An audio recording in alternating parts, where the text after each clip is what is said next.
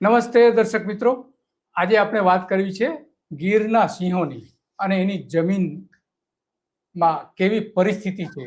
કારણ કે ગીરની ગોદમાં વનતંત્રની નજર હેઠળ આપણે જાણીએ છીએ કે ઘણા બધા ગેરકાનૂની કૃત્યો થઈ રહ્યા છે. ખાસ કરીને હોટેલ અને રિસોર્ટ વારંવાર કહેવામાં આવે છે કે બંધ કરી દેવામાં આવી, નોટિસો આપવામાં આવી, પરંતુ રાફો ફાટ્યો છે અને મોટાભાગના રાજકીય નેતાઓની, મોટાભાગના અને ધનવાનોની છે, કેટલાક વિવાદો પણ એની સામેના વારંવાર થઈ રહ્યા છે. કારણ કે આ જે રિસોર્ટ ને હોટેલો જે ખડકી દેવાયા છે એના કારણે ધારી પીપરિયા પાસે રિઝર્વ ફોરેસ્ટની જમીનના રહેણાંક હેતુ માટે બિન ખેતીની મંજૂરી બાદ શરતોનું પણ ત્યાં ઉલ્લંઘન થયું છે. એ બધી જ વાત આપણે આજે કરવી છે. અને ગીરના સંરક્ષણ હોવાના દાવાઓ જે વારંવાર કરવામાં આવે છે, પરંતુ ખરેખર ગેરકાયદેસર રિસોર્ટ અને હોટેલોનો જે રાફો ફાટ્યો છે એના કારણે સિંહ સહિત વન્ય પ્રાણીઓનું અસ્તિત્વ જોખમમાં આવી ગયું છે. અને ધારી તાલુકાના પીપરિયા ગામમાં જે રિઝર્વ ફોરેસ્ટની જે જમીન આડીને આવેલી છે, સર્વે નંબર 148/5 અને 6385 ચોરસ મીટર જમીનનો પણ વિવાદ છે. 2018માં કલેક્ટર દ્વારા માત્ર રહેણાંક હેતુ માટે બિન ખેતી કરવાની મંજૂરી આપવામાં આવી હતી. ત્યાં આ આખું કોમર્શિયલ ઉપયોગ અત્યારે કરવામાં આવી રહ્યો છે. તો આવી જે શરતો જે છે મંજૂરી માટેની લગભગ 34 જેટલી શરતો એમાં રજૂ કરવામાં આવતી હોય છે, પરંતુ એમાં મોટા પ્રમાણમાં ફેરફારો કરી નાખીને આ જે ઉદ્યોગપતિઓ છે એને ફાયદો કરી આપવામાં આવતો હોય છે. તો આ અંગેની બધી જ આપણે વિગતોની વાત કરવી છે. અને આપણી સાથે જોડાઈ ગયા છે સિંહો માટે સતત લડતા મયંક ભટ્ટ, અને એ આપણે બધી જ વાત કરવાના છે કે વાસ્તવમાં કયા પ્રકારે પરિસ્થિતિ ઊભી થઈ છે અને શું અત્યારે પરિસ્થિતિ છે, કઈ રીતે કાયદાઓનો ભંગ થયો છે, અને બીજી ઘણી બધી બાબતો છે એમાં કે જે વન વિભાગના કાયદાઓ જે છે એમાં ઘણો બધો ભંગ પણ થયો છે. મયંકભાઈ, તમારું સ્વાગત છે ધ ગુજરાત રિપોર્ટમાં. નમસ્કાર મયંકભાઈ, થોડું તમારી પાસેથી જાણવું છે કે ગીરના વિવાદો વારંવાર સામે આવી રહ્યા છે. અત્યારે આપણે જાણીએ છીએ કે ઘણા બધા વિવાદો સામે આવે છે, ખાસ કરીને જમીનમાં પેશકદમી અને રિસોર્ટથી લઈને બીજી ઘણી બધી બાબતો જે છે. તો કેવી પરિસ્થિતિ છે અત્યારે? સિંહોને રહેવાલાયક સ્થળ રહ્યા છે ખરા? શું લાગે છે આપને? છેલ્લા કેટલાય સમયથી જ્યારથી એશિયાઈ સિંહો વિશ્વમાં પ્રસિદ્ધ થયા છે અને પ્રવાસન વિકસ્યું છે, ત્યારથી અનેક રિસોર્ટ્સ, અનેક હોટેલ, હોમસ્ટેઝ અને એ બધું બનતું ગયું છે. અને હવે તો હદ એવી થઈ ગઈ છે કે જંગલની અંદર જંગલની જમીનો પણ પચાવી પાડવાના જે પેરવીઓ છે એ વગદાર લોકો કરતા હોય છે. તો જેમ જેમ સિંહોનું વિસ્તાર વધી રહ્યો છે, એમ રિસોર્ટો, હોટલો, હોમસ્ટે નું દબાણ પણ જંગલ પર વધી રહ્યું છે. તો એનો જે એક હમણાં ઉદાહરણ આપણે જોયું કે જે ખીચા ગામમાં જે રિસોર્ટ બન્યો છે અને જેને રહેણાંકની મંજૂરી આપવામાં આવી હતી બિનખેતી, અને એને કોમર્શિયલમાં જે વપરાશ લેવામાં આવ્યો છે અને જંગલની અંદરથી રસ્તો પણ કાઢવામાં આવ્યો છે. તો એ જે વગદાર લોકો છે, જે રાજકીય પીઠબળ ધરાવતા લોકો છે અને જંગલ પર દબાણ વધારી રહ્યા છે, જેનું હોમસ્ટે જે ગુજરાત ટુરિઝમ આપે છે એ પણ કેન્સલ કરી દેવામાં આવ્યું છે. તો તેમ છતાંય વગદાર લોકો રિસોર્ટને આ બધું બનાવતા હોય છે. બીજું કે જંગલમાં વન્યજીવોને તો વાચા ક્યાં છે, પણ જંગલ ખાતું પણ ક્યાંક ને ક્યાંક આવા લોકોથી દબાઈને, વગદાર લોકોથી દબાઈ અને આવી બધી છૂટછાટો આપતું હોય છે. તો આને લઈ અને હવે તો ધીમે ધીમે એવું થયું છે કે સિંહો માટેના જે કોરિડોર્સ છે એ પણ હવે તો માઇનિંગ માટે, વિન્ડ એનર્જી માટે, સોલર એનર્જી માટે લેવામાં આવી રહ્યા છે. એક બાજુ વન વિભાગ કોરિડોર્સ બનાવે છે, એક બાજુ પ્રોટેક્ટેડ એરિયા છે. મયંકભાઈ નો અવાજ કપાઈ રહ્યો છે. મયંકભાઈ, હા, પ્રોટેક્ટેડ એરિયામાં સોલાર પ્રોજેક્ટ પણ આવી રહ્યા છે. હાજી, હા, આગળ આપ વાત કરો.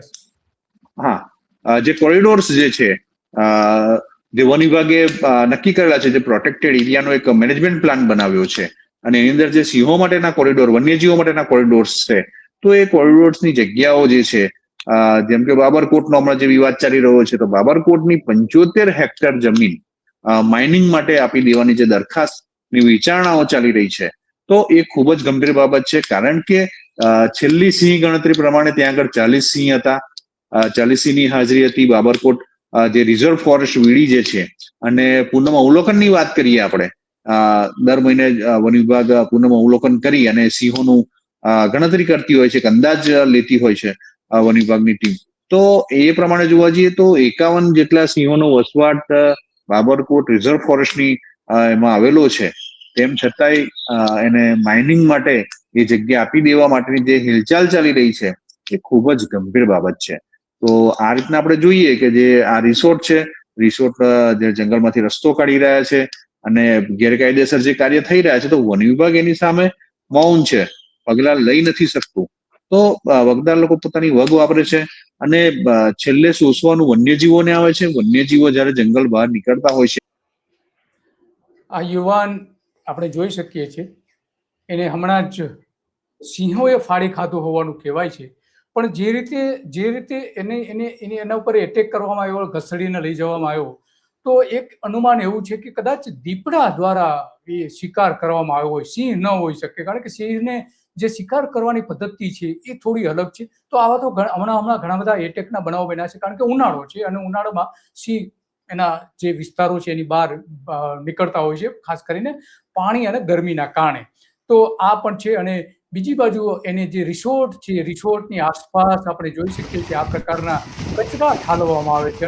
અને વન વિભાગને વન વિસ્તારને સતત રીતે આ રીતે પર્યાવરણની હાનિ થઈ રહી છે. લગ્ન પ્રસંગ પાર્ટીના રાતના ફટાકડા ફોડવામાં આવે છે, દારૂની પાર્ટી કરવામાં આવે છે રિસોર્ટમાં. ખાસ કરીને રિસોર્ટમાં આ રીતનું આપણે જોઈ શકીએ છીએ, આ વિડીયોમાં સ્પષ્ટપણે દેખાય છે કે લગ્ન પ્રસંગ પાર્ટીમાં રાતે ફટાકડા ફોડીને ત્યાંના જે વન્યજીવો, પ્રાણીઓ જે આજુબાજુ હોય તો એને ખસેડવા માટે, ખાસ કરીને દીપડા, તો એને ખસેડવા માટે આ રીતના ફટાકડા પણ ફોડવામાં આવે છે. અને નામચીન વ્યક્તિઓના ખાસ મહેમાન બનેલા અનેક લોકો, મહાનુભાવો કે જે રિસોર્ટમાં નિરાંતે કાર્યક્રમો યોજતા હોવાની પણ અનેક ઘટનાઓ પણ બહાર આવી છે. હોટલોમાં યોજાતા લગ્ન પ્રસંગો, એ જે પાર્ટી છે, પાર્ટીઓ મોડી રાત સુધી અહીંયા ધમાલ ચાલતી હોય છે, સંગીત વાગતું હોય છે, અને વન્યજીવો એમાં મોટા પ્રમાણમાં ડિસ્ટર્બ પણ થાય છે. ફટાકડા ફોડવાથી લઈને બીજું ઘણું બધું ઘોંઘાટ થતું હોય છે, મ્યુઝિક વગાડવામાં આવતી હોય છે, ડાન્સ પાર્ટી થતી હોય છે. તો ધારી તાલુકામાંથી સરકારી તંત્રની નજર હેઠળ જંગલની બોર્ડર ઉપર નિયમોના ભંગનો ચોંકાવનારા કિસ્સાઓ સામે અનેક વખત આપણે બહાર આવ્યા છે. ચારે બાજુ આમ તો જે ગીરનો જે ચારે બાજુનો વિસ્તાર છે ત્યાં પણ એ જ પ્રકારનું આપણે જોવા મળીએ છીએ. અને રિઝર્વ ફોરેસ્ટની જે દિવાલ તોડીને, હમણાં જ આપણે ફોટોગ્રાફ જોયો કે ગેરકાયદેસર રસ્તો બનાવી દેવાયો છે, ગેરકાયદેસર રસ્તો. અને આવી જ પ્રકારની અનેક પ્રવૃત્તિઓ ત્યાં જોઈ શકાય છે. આ રીતના ત્યાં જોઈ શકાય છે કે લોકો ત્યાં આ રીતના દારૂની પાર્ટી કરીને બોટલો પણ ફેંકી દેતા હોય છે. અને પછી આ રીતે ત્યાં બહાર બધી કચરો બધી ફેંકવાની પ્રવૃત્તિ પણ થતી હોય છે. તો આવી તો અનેક પ્રવૃત્તિ થઈ રહી છે. આપણે જોઈ શકીએ છીએ કે આ જોઈ શકાય છે કે ત્યાં કયા પ્રકારના કચરાઓ ફેંકીને આખી આ બધી જે પ્રવૃત્તિઓ કરાય છે એ આપણે જોઈ શકીએ છીએ. આ તસવીર, એને વિડીયો એમાં સ્પષ્ટપણે બતાવે છે. તો આવા અનેક ઘટનાઓ આપણી સમક્ષ આવતી જાય છે. અને એમાં લોકો સમક્ષ ઘણી બધી પ્રવૃત્તિઓથી લઈને આ પ્રકારના જે પરેશાન કરવામાં આવે છે. અને એટલા માટે આ બધી જ બાબતો આપણે ચર્ચા કરવી છે. અને એના માટે ઘણી બધી બાબતો છે આપણી પાસે. મયંકભાઈ આગળ વાત, અને એટલા માટે આપણે આ જરૂરી છે કે ત્યાં વાસ્તવમાં વન વિભાગ પોતાની જે ફરજ છે, ફરજ પ્રમાણે કામ કરે. હા મયંકભાઈ, આપ કઈ આગળ વાત કરતા હતા. હા, જે પ્રમાણે અત્યારે વન્યજીવો પર જે દબાણ માનવે ઊભું કર્યું છે, વિકાસના વન્યજીવોના ભોગે વિકાસની જે વાત ચાલી રહી છે, તે જોતા ખૂબ જ ગંભીર પરિસ્થિતિ ઊભી થવા જઈ રહી છે. સિંહોની વસ્તી જે વધી છે, એક સમય એવો હતો સિંહોની વસ્તી આંગળીના વેઢે ગણી શકાય એટલી હતી, અને અત્યારે સિંહો 891 એટલે કે 900 જેટલી સંખ્યામાં સિંહો જ્યારે સૌરાષ્ટ્રના 35,000 સ્ક્વેર કિલોમીટરના વિસ્તારમાં જ્યારે ફરતા હોય, ત્યારે એની માટે જંગલો, કોરિડોર્સ ને આ બધી વ્યવસ્થા પણ ઊભું કરવું ખૂબ જ જરૂરી બની જાય છે. ત્યારે વન વિભાગે મેનેજમેન્ટ પ્લાન બનાવ્યો, પ્રોટેક્ટેડ એરિયા, અને એની અંદર એમણે કોરિડોર્સ નક્કી કર્યા. તો એ કોરિડોર્સ નક્કી કર્યા તો એની અંદર બાબરકોટ રિઝર્વ ફોરેસ્ટની જે વિસ્તાર છે અને એની 75 હેક્ટર જમીન જે છે એ 20 નંબરના કોરિડોરની અંદર આવે છે અને એને માઇનિંગ માટે ખાનગી કંપનીને સોંપવાની જે હિલચાલ ચાલી રહી છે તે ખૂબ જ ગંભીર બાબત છે. કારણ કે સિંહોનું જે નિવાસ સ્થાન છે એ જ્યારે છીનવાઈ જાય ત્યારે ખૂબ જ મોટી તકલીફ થતી હોય છે. અને હવે ધીમે ધીમે સિંહોના હુમલા મનુષ્ય પર વધતા ગયા છે, કારણ કે સિંહોનો વિસ્તાર ઘટી રહ્યો છે. જેમ જેમ એશિયાઈ સિંહોનો જે પ્રચાર પ્રસાર થયો અને ત્યારબાદ પ્રવાસનને જે વેગ મળ્યો અને એને લઈને resort, farm houses, home stays જંગલની આજુબાજુ જે ખડકલા થઈ ગયા અને એની અંદર બધી જાતની બદીઓ, દારૂ અને થી મળીને બધું જ, અને સિંહોને જે હેરાનગતિ કરવાના જે કામો ચાલુ થયા, ગેરકાયદેસર સિંહ દર્શન કરવાના કારસા રચવામાં આવ્યા અને એને લઈ અને જે વન વિભાગના નીતિ નિયમો તોડી અને રિસોર્ટ અને હોટેલ્સ બનાવવામાં આવી અને રાત્રિના સમયે રિસોર્ટની અંદર, હોટલોની અંદર મોટે મોટેથી સંગીત વાગતા, દારૂની મહેફિલો જામતી અને પ્રવાસનનું જે વેગ આપવાની જગ્યાએ વન્યજીવો, જંગલ પર એટલું બધું દબાણ થવા માંડ્યું કે જેની કોઈ હદ નહીં. અને અત્યારે પરિસ્થિતિ એ આવીને ઊભી છે કે વગદાર લોકો પ્રવાસન અને સિંહોના નામે ચરી ખાવા માટે પોતાના હોમસ્ટે, રિસોર્ટ્સ, હોટલ બનાવી છે અને એને લઈને વન્યજીવો પર ખૂબ જ દબાણ આવ્યું છે. વન્યજીવો એને લઈને ગ્રામ્ય વિસ્તારમાં માનવ વસાહતની અંદર આવી રહ્યા છે અને એ જ્યારે આવી રહ્યા છે ત્યારે મનુષ્ય પર હુમલા વધી રહ્યા છે. પહેલા માલઢોર પર હુમલા થતા હતા અને હવે છેલ્લા કેટલા વખતથી, છેલ્લા 20 દિવસની અંદર સિંહોના 4 હુમલા મનુષ્ય પર થયા છે અને એની અંદર લોકોને જીવ ગુમાવવાનો, વાલસવા દીકરાઓને જીવ ગુમાવવાનો વારો આવ્યો છે. તો હવે એક ગંભીર પરિસ્થિતિ ઊભી થઈ છે અને આ જે કોરિડોર્સ બનાવ્યા છે, કોરિડોર્સ પર ખૂબ જ દબાણ ઊભું થયું છે. તો વન વિભાગ આની અંદર ખૂબ જ કડક હાથે અને કામ લેવાની જરૂર છે.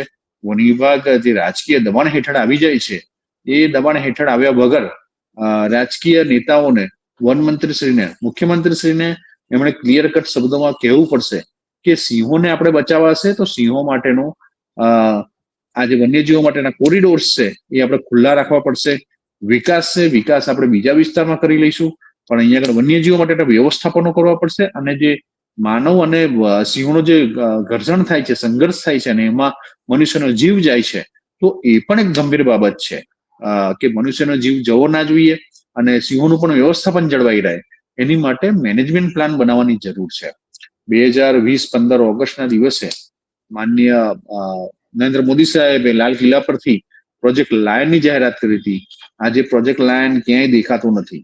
માત્ર કાગળ પર પ્રોજેક્ટ લાયન લખેલા શબ્દો જ છે, બાકી એના પર કોઈ પણ જાતનું કાર્ય થયેલું અત્યારે જણાતું નથી. જે પ્રમાણેની અત્યારે ગંભીર પરિસ્થિતિ છે, હાલમાં જ આપણે જોયું કે સિંહોમાં રોગચાળો આવ્યો.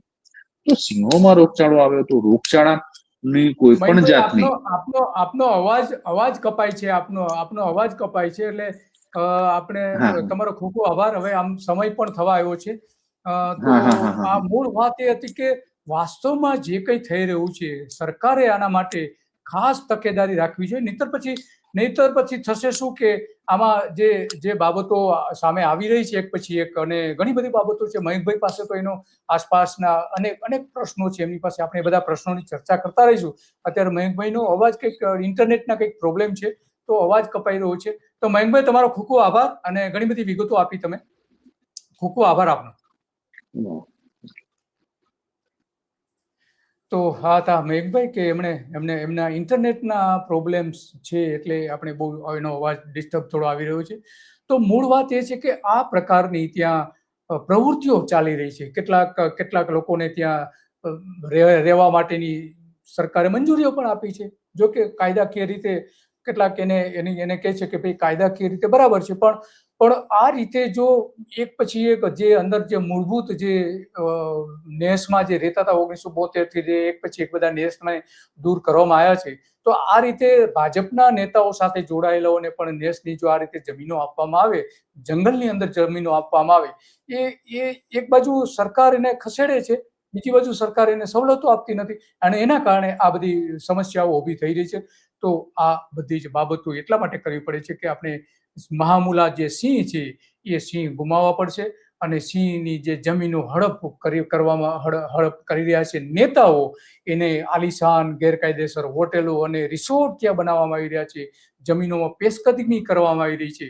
તો આ બધી જ બાબતો છે, અને એટલા માટે આપણે આજે વાત કરીએ છીએ કે સિંહને બચાવવા અત્યંત જરૂરી છે.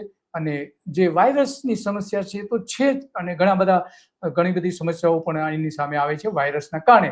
તો બસ આજે આટલું, અને આવી જ બાબતો ઉપર આપણે ચર્ચા કરતા રહીશું, અને નેતાઓને પ્રજાહિતની જે બાબતો છે એ બતાવતા રહીશું. નમસ્તે.